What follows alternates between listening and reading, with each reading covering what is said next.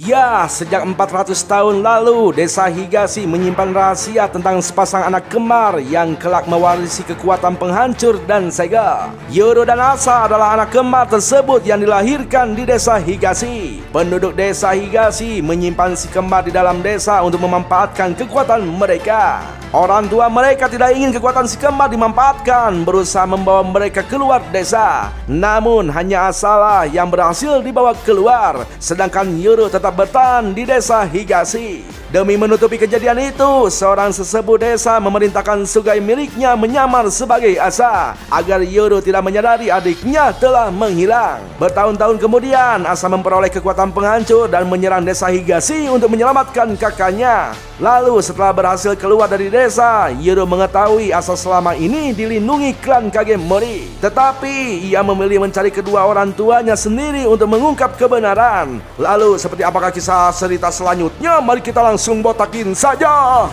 Lanjut bang.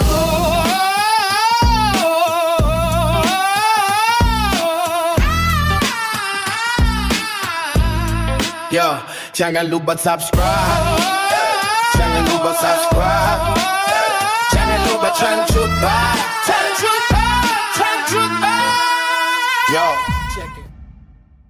Ya, ternyata sebelumnya Shingo sudah mengirim orang yang menyamar menjadi pendaki untuk membuntuti si dukun. Shingo menyuruh Ipan untuk segera masuk desa menggunakan kemampuannya. Namun sebelum pergi, Ipan malah berdebat dengan Sugai pedangnya yang membangkang. Hal itu membuat Shingo geram karena membayar mahal untuk bekerja dengan benar.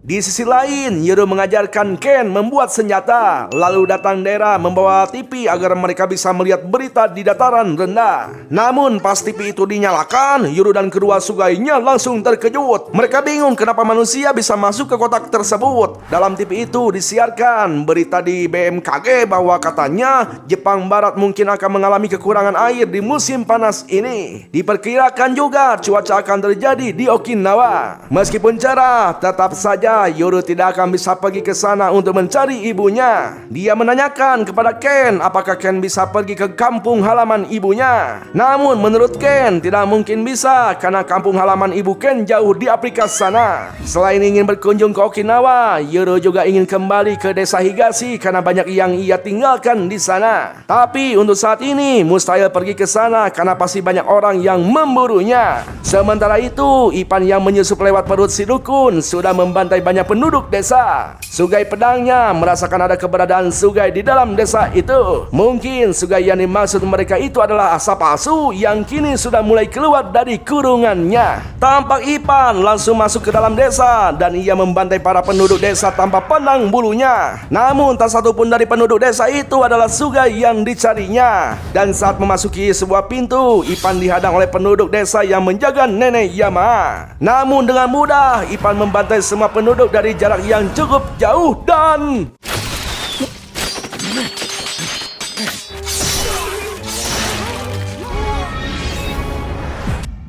ya, saat Yama terancam, Asa palsu pun muncul menolongnya. Ipan akhirnya tahu bahwa Yama adalah tuan dari Asa palsu tersebut. Pertarungan tampak sangat sengit. Serangan-serangan Asa mampu merepotkan Ipan. Ipan yakin jika Asa palsu adalah Sugai, maka pasangannya pasti ada di sana. Namun ia tidak bisa menemukan keberadaannya. Ipan juga heran kenapa Asa palsu itu sangat berani, padahal tuannya sedang dalam bahaya dan bisa dibunuh Ipan kapan saja. Bisa jadi kemungkinan Asa palsu itu bukan milik Yama. Tampak Ipan berhasil melumpuhkan Asa dengan mengorbankan kaki kirinya. Asa langsung lemah, tidak bisa berbuat apa-apa saat ujung pedang Ipan berada di lehernya. Ipan sepertinya bukan orang baru atau bukan orang bayaran saja, sebab ia sangat tahu apa yang terjadi sebelumnya di desa Higashi. Ipan juga mengatakan perbuatan Yama itu sangat gila. Yama membuat para penduduk desa tidak bisa melihat Sugai. Ia juga yakin Yama mengumpulkan kekuatan spesial agar penduduk desa menyembahnya. Di sana Ipan mengancam jika Asa palsu itu tidak mau Yama mati, maka dia harus ikut kepadanya ke dunia luar. Ya, Asa palsu itu bersedia ikut Ipan bukan karena peduli daripada Yamaha, tapi ia ingin bertemu dengan Yuru. Yamaha pun tidak bisa berbuat apa-apa. Dia hanya pasrah melepas asa palsu ikut bersama Ipan.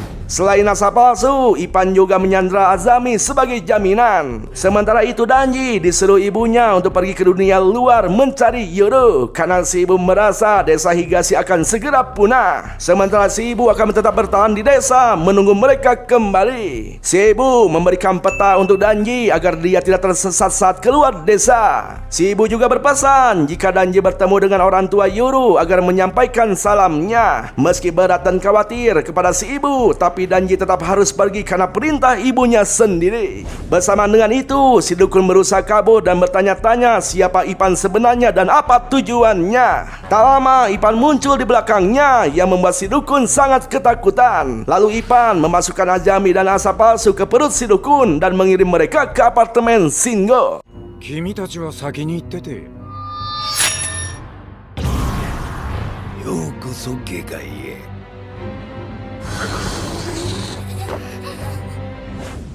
Nah lalu karena Ipan tidak tahu jalan keluar desa Higashi, ia mengancam si dukun untuk memandunya. Di sisi lain, tampaklah Danji sudah berhasil keluar dari desa Higashi. Di sana dia bertemu dengan Oshira yang langsung membawanya ke dataran rendah. Oshira memberitahu Danji bahwa teman lamanya yaitu Agus dan Lilis membawa si kembar ke kota untuk bersembunyi menggunakan mobil. Danji di sana sempat bingung mobil itu apa, tapi untungnya sebuah mobil sayur lewat, jadi Oshira tidak harus berusaha payah menjelaskan.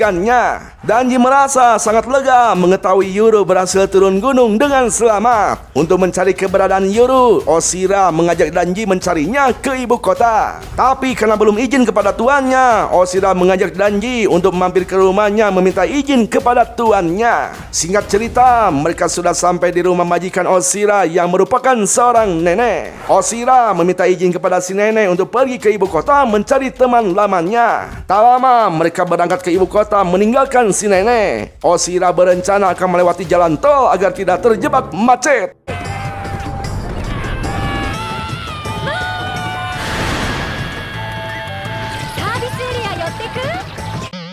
Malam harinya, Hana yang sedang membuat basreng dihubungi oleh seseorang. Dia memberitahu Hana bahwa si dukun ditemukan meninggal di ruang prakteknya dan saat ini Hana harus menguburnya. Dera tampak sangat terkejut, tapi itu memang kenyataannya. Setibanya Hana di lokasi, rekannya kita sebut saja Acuy menceritakan kronologi ditemukannya si dukun tewas bersama sugainya Lady dan Gentleman yang sudah terbelah dua. Lalu Hana meminta relik sugai itu untuk dikuburkan bersama si dukun. Tapi sebelum mengubur si dukun, si Acuy memperlihatkan tulisan di perut si dukun kepada Hana. Isi dari pesan itu adalah Ipan meminta Yuru untuk bertemu saat bulan purnama malam Jumat Kliwon di gudang satu Puji Murayama. Ipan juga telah menyandra Azami dan asa palsu sebagai jaminan agar Yuru mau menemuinya. Lalu si Acuy menanyakan kepada Hana tentang keberadaan Dera dan Yuru, karena sebelum pergi ke desa, si dukun memberitahunya bahwa Dera membawa Yuru kabur dan sempat berhubungan dengan klan Kagemori. Namun Hana tidak memberitahu mereka di mana Dera dan Yuru berada. Hana mengaku sempat bertemu Dera dan Yuru, tapi tidak tahu sekarang mereka ada di mana, karena Dera adalah orang misterius yang sulit diketahui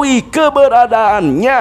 Setelah itu, Acuy dan kawan-kawan berencana pergi ke desa Higashi dan mengingatkan Hana agar tidak memberitahu Dera dan Yuru tentang pesan di perut si dukun jika Hana bertemu dengan mereka. Acuy juga mengingatkan agar Hana bisa mencegah pelaku yang membunuh si dukun dan menemukan Yuru. Keesokan harinya, tampaklah Danji dan Oshira sudah berada di ibu kota. Oshira membawa Danji ke atas gedung yang membuatnya sangat ketakutan. Oshira beralasan berada di atas gedung agar lebih mudah mencari keberadaan Agus dan Lilis. Oshira yakin seharusnya dia bisa merasakan keberadaan mereka secepat mungkin, mengingat hawa keberadaan mereka yang sangat besar. Namun ibu kota itu dipenuhi oleh Sugai yang membuat Oshira sulit mencari mereka. Sementara itu, Hana yang baru saja selesai menguburkan si dukun memakai beko berencana untuk tidak memberitahu Yuru tentang pesan yang tertulis di perut si dukun. Alasannya simpel, Hana tidak ingin terlibat konflik dan ingin hidup dengan damai. Keesokan harinya, Hana pulang ke rumah dan langsung mencari Yuru karena tidak terlihat berada di sana. Dera lantas memberitahunya bahwa Yuru sedang pergi bersama yang lainnya untuk menguji panahnya. Tapi Hana tidak perlu khawatir karena Kotetsu memantaunya dari balik layar. Setelah itu, Hana memberitahukan tentang para bandit yang menyuruhnya mengubur si dukun. Lalu tentang tulisan di perut si dukun yang bertuliskan menyandra asa palsu dan bocil dari desa Higashi. Hana berasumsi bahwa ada kemungkinan si pembunuh dukun itu tahu keberadaan orang tua Yuru. Jika benar begitu, bisa dipastikan mereka menjadikan orang tua Yuru sebagai sandera untuk memancing Yuru. Tapi menurut Dera, kemungkinannya sangat kecil. 親御さんが今回の犯人に知ってる可能性は面倒くさいことになっちゃう。 Di sisi lain, Yuru dan Ken sedang berputar-putar mencari tempat untuk mengetes panah buatan mereka. Karena di setiap tempat di sana selalu banyak orang. Mereka takut panah mereka malah menyasar mengenai orang lain. Tak lama mereka tiba di sebuah sungai yang banyak ikannya. Yuru mengajak Ken untuk menangkapnya, namun Ken melarangnya karena ada tulisan larangan mancing di sana. 花さんに鍋の材料浅瀬に追い込んで手づかみで。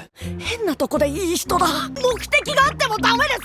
Ya, Yuru merasa tidak mengerti kenapa orang kota tidak mengambil bahan makanan yang ada di sekitarnya, seperti burung-burung maupun memancing ikan. Yuru juga heran kenapa di kota tidak ada orang yang membawa golok atau panah untuk melindungi diri mereka. Ken menjelaskan bahwa di kota mereka tidak bisa sembarangan menangkap burung atau binatang tanpa izin. Selain itu, kenapa tidak ada yang membawa senjata? Itu karena di sana ada yang namanya ladusing yang melindungi warga. Jika ada yang berani membunuh orang dengan alasan apapun, mereka pasti akan ditangkap dan diadili.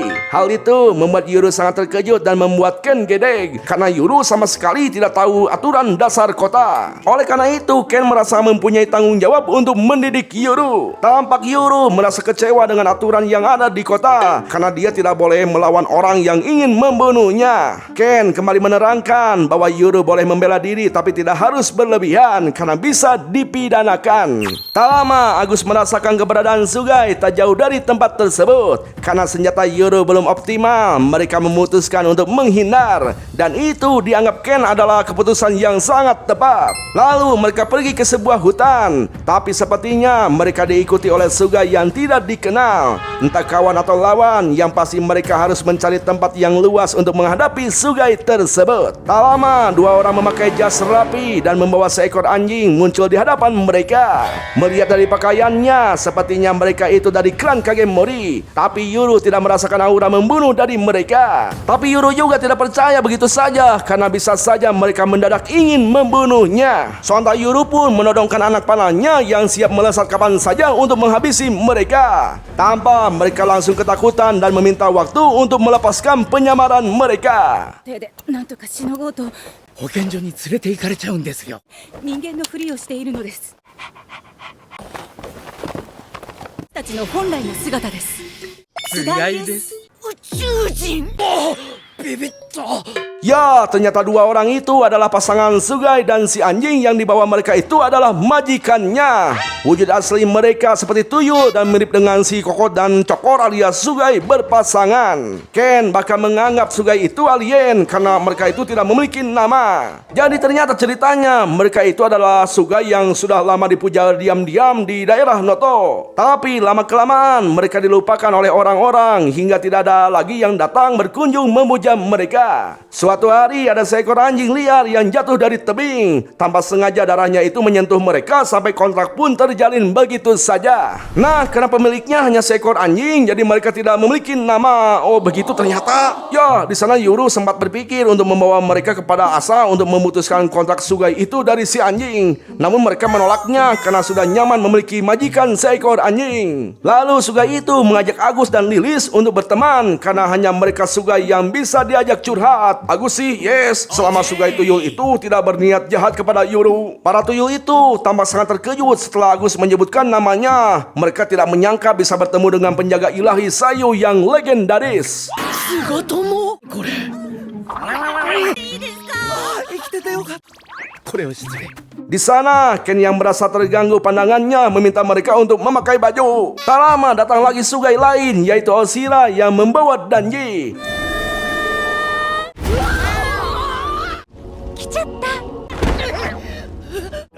したこんなところまで。 Sugai itu kembali kegirangan karena dalam satu hari mereka bisa bertemu dua legenda sekaligus. Lalu Danji memberitahu Yuru bahwa desa Higashi diserang lagi oleh orang tidak dikenal. Padahal Yuru sudah berada di dataran rendah, seharusnya tidak ada lagi penyusup yang menyerang desa mereka. Danji menjelaskan bahwa yang menyerang desa mereka itu adalah pria solo berpedang seperti Joro. Ia membantai semua orang dewasa di sana. Oleh sebab itu Danji disuruh ibunya turun gunung untuk melindungi Yuru. Namun Yuru sepertinya merasakan hal yang janggal pada Danji. Sebelum mendengarkan penjelasannya lebih lanjut, Yuru mengatakan bahwa Danji itu adalah Sugai, bukan manusia. ダンジお前さ人間じゃないつがいだろなんでわかった Ya, Yuru bisa tahu karena Danji tidak memiliki bayangan seperti manusia dan benda lain pada umumnya. Yuru akhirnya tahu bahwa selama ini Danji telah menipunya. Di sisi lain, Jin datang ke tempat hiburan milik klan Kagemori bersama Haruo bertemu dengan Aoi. Kalau tidak salah, Aoi ini adalah Sugai yang waktu itu diselamatkan oleh Jin dari orang yang menguntitnya. Jin mengatakan sudah menjadikan penguntit itu jadi para pelele. Tak lama, Aoi memberitahunya bahwa Dera sudah menunggunya di dalam. Ya, di sana daerah tampak kesal karena dibawa ke ruangan belakang, bukan ke tempat yang banyak ciwinya. Selain itu, Jin juga tidak memberinya orson padahal dia lagi pengen abok gratis. Lantas Jin meminta maaf bukan karena tidak bisa nyuguhan, tapi karena waktu itu daerah dibuntuti orang Kagemori. Jin menjelaskan bahwa mereka membuntuti daerah dan Yuru bukan atas perintah resmi dari klan Kagemori. Jin meminta maaf karena ingin menjaga kepercayaan orang lain yang memang sudah menjadi prinsipnya. Lalu daerah mengatakan ada sesuatu yang merepotkan dan ia datang ke sana untuk meminta bantuan klan Kagemori. 手伝え。 Kembali ke tempat Yuru. Di sana Danji menunjukkan kemampuannya bahwa dia sebenarnya bisa membuat bayangan, tapi karena terlalu ingin bertemu Yuru, Danji tidak kepikiran untuk melakukannya. Ya, meski Danji mengatakan dengan tulus ingin bertemu dengan Yuru, Yuru tetap saja merasa kecewa karena dari sejak kecil ia ditipu oleh Danji bahkan lebih lama dari Asa. Nah, karena Danji adalah Sugai, Yuru menanyakan siapa pasangannya, mengingat semua Sugai pasti punya pasangan. Danji menyebut Yuru pasti tahu betul siapa pasangannya. Pikiran Yuru pun langsung tertuju kepada Asa palsu. Danji pun mengaku bahwa dia dan Asa palsu memang sepasang Sugai sambil menunjukkan wujud aslinya. Mereka adalah sepasang Jasiki Warashi. Di sisi lain, cucu si nenek pemilik Oshira menanyakan di mana Oshira. Si nenek memberitahunya bahwa ia sedang pergi ke Tokyo bersama Jasiki Warashi. Si cucu kepo dari keluarga mana Jasiki Warashi itu. Si nenek menjawab tidak tahu karena dulu mereka ada di mana-mana. Kata si cucu, jika Jasiki Warashi sampai pergi, keluarga pemiliknya mungkin akan runtuh. Namun menurut si nenek, keluarga runtuh bukan karena Jasiki Warashi pergi, tapi keluarga yang mulai kacau lah yang menyebabkan Jasiki Warashi menjadi sedih dan tidak betah. Majikannya pun juga pasti tidak mau melihatnya sedih. Si nenek tidak mau nasib baik buruknya sebuah keluarga hanya menyalahkan Jasiki Warashi. Sementara itu, Yuru menyalahkan Agus dan Lilis kenapa tidak memberitahunya bahwa Danji adalah Sugai. Padahal mereka pasti tahu dari saat Yuru masih bocil. Agus menjelaskan bahwa dia mengira Yuru sudah tahu karena dari kecil Yuru dan Danji sangat akrab. Agus pun kini tahu kenapa tidak melihat Danji bersama pasangannya. Ternyata pasangannya dikurung di ruang seperti penjara di dalam kuil. Setelah itu, Yuru menanyakan kepada Danji siapa orang yang menjadi tuannya. Lalu siapa yang menggunakan asa palsu untuk menahannya di desa Higashi dan menggunakan Danji untuk mengawasi Yuru. Yuru juga menduga kenapa Danji selalu ingin ikut berburu ke gunung bersamanya. Mungkin itu karena Danji berniat membunuhnya di tempat sepi untuk merebut kekuatan Pu miliknya. Yuru juga menuduh Danji yang mengirim bandit untuk menyerangnya. Lantas Danji mengaku bahwa tuannya adalah orang yang dia panggil ibu, yaitu Kyoka. Danji diperintah oleh Kyoka untuk melindungi Yuru, sementara pasangannya disuruh berpura-pura menjadi Asa. Lalu jika ada keadaan darurat, mereka berdua disuruh melindungi nenek Yamaha. Jadi sebenarnya Danji memaksa ingin ikut ke gunung berburu bersama Yuru untuk melindunginya agar Yuru tidak dibunuh oleh bandit. Mungkin Yuru tidak akan percaya, tapi Danji berkata itulah kenyataannya. Ya, di sana Yuru benar-benar sangat kecewa karena semua orang desa sudah menipunya.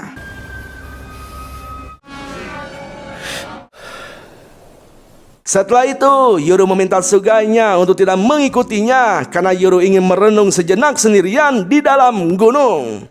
主の願いならば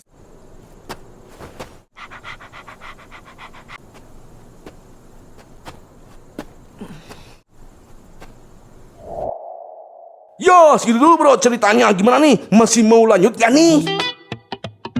Yo, jangan lupa subscribe. Jangan lupa cangcut ban.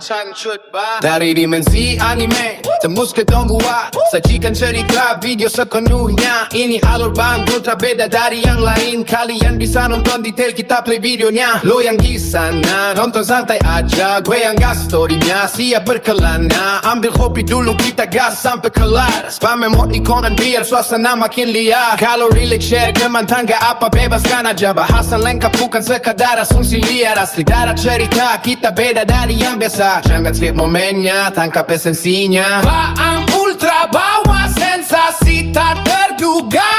Diklik dulu like-nya dan subscribe-nya. Kalau seru share ke squad kita hype bersama. Yo, check it, flashback singkat, gimmicknya lewat. Lu senyum tipis diem gue yang tepat. Mata panda edit video gak kelar-kelar. Tapi demi story semangat kita terus berkobar. One, two, lanjut baang.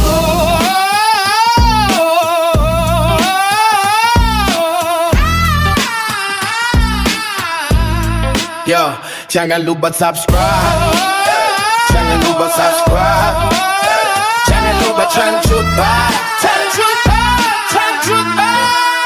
Yo, check it.